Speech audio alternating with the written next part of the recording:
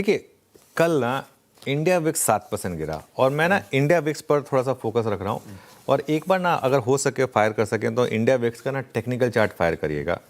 India VIX में एक बहुत ही इंपॉर्टेंट लेवल है 14 का, कल का लो था 15.11। ठीक है, 15 के नीचे एक दो बार गया था लेकिन टिक नहीं पाया था। और 14 की सिग्निफिकेंस क्या है, 14 पर है 200 day simple moving average India VIX का। ये देखिए वो जो नीचे लाइन चली आ रही है ना, तो वो लेवल इंपॉर्टेंट है। उसके नीचे अगर सेटल हुआ तब बड़ी तेजी हो सकती है। एक और चीज़, कल बाजार ने इतने खराब सेटअप में भी गैप फिल नहीं किया। वो जो 23,150 का गैप था उसको फिल नहीं किया निफ्टी ने, 23,229 से ही घूम गया।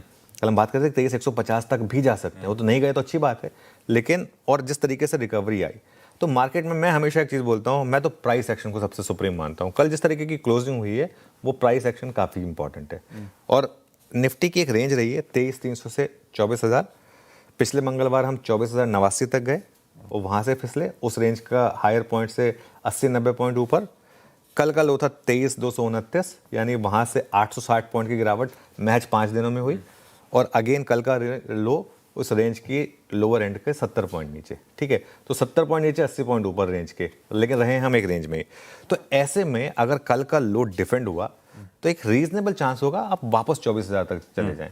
ठीक है, उसके लिए थोड़ा सा आरबीआई की पॉलिसी भी एक इंपॉर्टेंट फैक्टर रहेगा। ठीक है, तो ऐसे में अगर निफ्टी की 23,350 से 23,400 पर शुरुआत होती है, मान लीजिए हम ये मानते हैं, वैसे मेरा मानना है कि उससे थोड़ी बेटर होगी, लेकिन अगर 23,350 से 23,400 पर शुरुआत होती है तो हम रिस्क रिवॉर्ड देखते हैं। डाउन साइड कितनी, 23,220, 23,200, भाई उसके नीचे तो चलो ट्रेंड ही पूरा खराब हो जाएगा।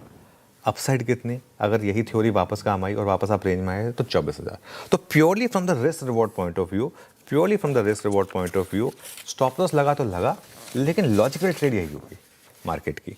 ठीक है, तो गिरावट में आप अगले हफ्ते की कॉल्स जोड़ें और स्पॉट पर एक 23,200 का एक स्टॉप लॉस लगा दें। जैसे मैं कह रहा हूँ, अगर वो लग गया तो बैड लक, मगर लॉजिकल ट्रेड यही होगी यहाँ पर। इसके अलावा आप थोड़ा सा फोकस करें मिड और स्मॉल कैप पर, और ख़ास तौर से स्मॉल कैप पर। आप एक हफ्ते का चार्ट देखिएगा स्मॉल कैप का, मिड कैप गिरे थे लेकिन स्मॉल कैप कम गिरे। इनफैक्ट एक हफ्ते के हिसाब से अभी भी स्मॉल कैप ग्रीन में ही है। तो स्मॉल कैप मुझे लग रहा है कि थोड़ा सा यहाँ पर अभी भी रीजनेबल आपको मौके मिल रहे हैं।